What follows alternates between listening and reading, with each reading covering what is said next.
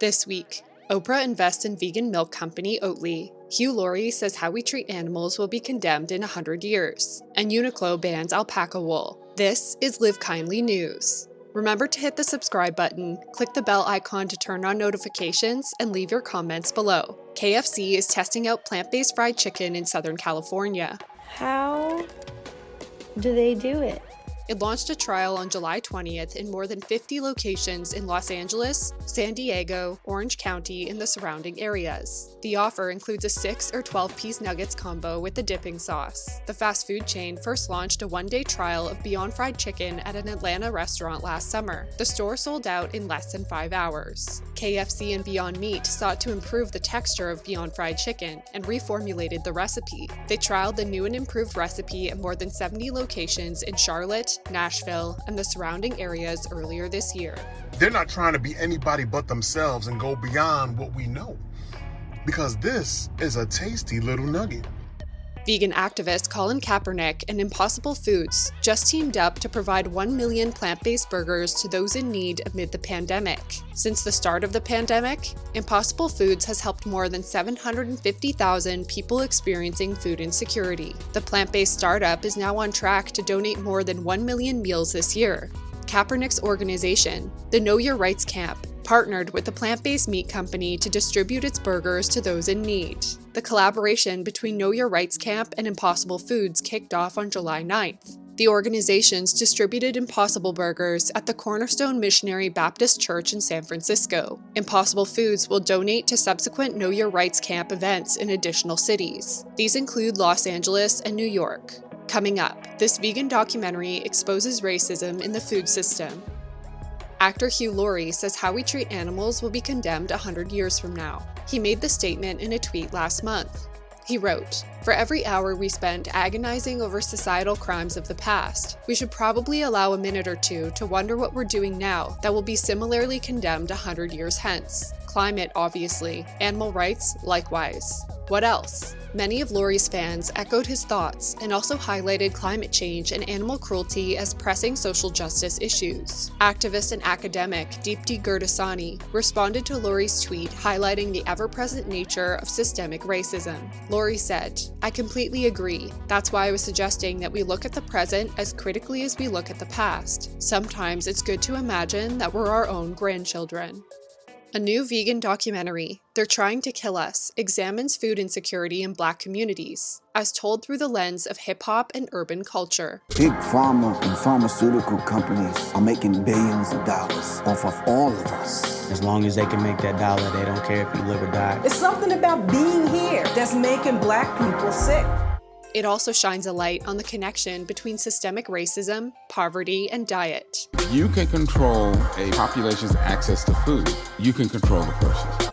Vegan entrepreneur John Lewis, aka Badass Vegan, is producing and directing the film alongside What the Health filmmaker Keegan Kuhn. The film, which is currently in production, will explore how Black Americans are disproportionately impacted by diet-related illnesses. It will also shine a light on other factors impacting Black communities, including food deserts and environmental racism. Kuhn and Lewis are currently crowdfunding for the film via an Indiegogo campaign. Popular vegan oat milk brand Oatly just sold a $200 million stake to a group of investors including Oprah Winfrey, Natalie Portman, former Starbucks CEO Howard Schultz, and Roc Nation, the entertainment company founded by Jay-Z. The investment was led by global private equity firm Blackstone. The sale of the approximately 10% stake values Oatly at around $2 billion, as reported in the Wall Street Journal. Winfrey promotes plant-based eating and has shown particular interest in the health and wellness sector. She is a director of True Food Kitchen and recently backed Appeal Sciences food waste prevention technology. Portman is vegan and frequently shares vegan cooking videos on her Instagram feed. One of the best ways we can contribute as individuals to help climate change is to eat a more plant-based diet.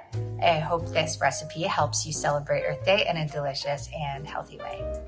Jay-Z has previously invested in plant-based meat producer Impossible Foods and cookie brand Partake Foods. Schultz has personally invested in Oatly, and his former employer Starbucks serves the dairy-free milk at more than 1,300 locations across the U.S.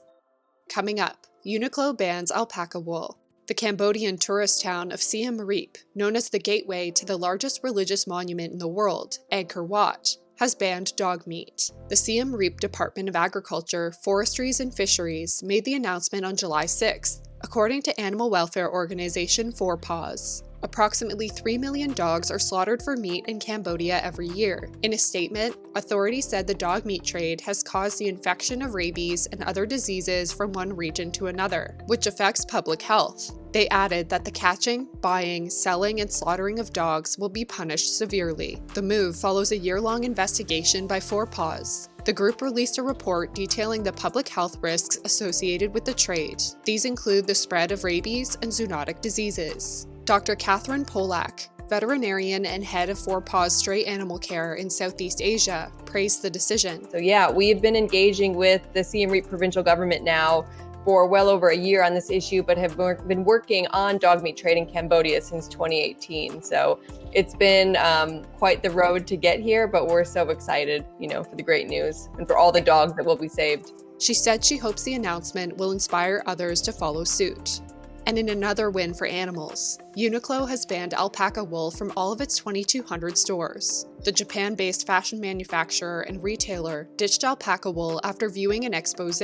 International animal rights organization PETA released the first of its kind undercover investigation earlier this year. It exposed instances of animal abuse documented at a farm in Malquini, Peru. Owned by the Mitchell Group, it is the largest privately owned alpaca wool producer in the world. The footage is quite graphic, as the video shows workers slamming alpacas onto tables, roughly shearing animals with electric clippers, and after the workers are done, the alpacas appear visibly cut up. Tracy Riemann, PETA's executive vice president, said in a statement, "Kind consumers can do their part to reject this cruelty. Opt for vegan clothing, which no animal had to suffer for." Uniqlo previously banned mohair, a fabric made from the hair of Angora goats, after talks with PETA. And in South Korea, people are eating less meat. There are now about 500,000 people who self-identify as vegan. Approximately 1.5 million people pursue similar plant-based diets, reports the Korea Vegetarian Union. The union advocates for plant-based living and shares tips on how to lead a vegan lifestyle. Lee Won-bak, who runs the KVU, told the Korea Herald that plant-based diets were growing in popularity in South Korea. Won-bak explained, "More people are interested in a healthy diet, and the awareness on animal rights and for a clean environment is also growing." Won-bak revealed that in addition to veganism, there is another fast-growing trend in South Korea, flexitarianism. Those that follow it typically try to eat more plant-based food and fewer animal products. The KVU estimates that there may be as many as 10 million flexitarians in the country. This figure represents nearly 20% of South Korea's total population. In order to meet the growing demand for plant-based food, Korea's vegan market has been expanding. That's it for today. What do you think about Uniqlo banning alpaca wool? Let us know in the comments below. Remember to subscribe and hit the notification bell. We'll see you again next week for Live Kindly News.